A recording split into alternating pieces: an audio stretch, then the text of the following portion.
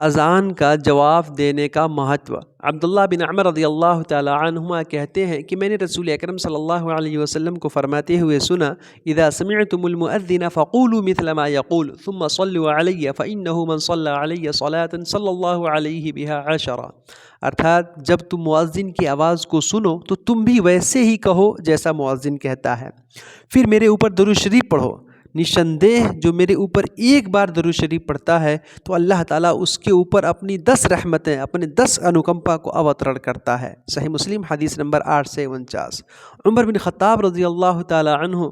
کا برتانت ہے کہ رسول صلی اللہ علیہ وسلم نے فرمایا کہ جب مؤذن اللہ اکبر کہتا ہے تو جب تمہیں سے کوئی سیم اسی طرح سے مؤذن کے اذان کا جواب دیتا ہے، یہ بھی اللہ اکبر کہتا ہے، پھر جب مؤذن اشہد ان لا الہ الا اللہ کہتا ہے تو تم بھی اشہد ان لا الہ الا اللہ کہتے ہو، پھر جب مؤذن جو ہے اشہد ان محمد رسول اللہ کہتا ہے تو تم بھی اس کے جواب میں سیم ایسے ہی الفاظ کہتے ہو، پھر جب مؤذن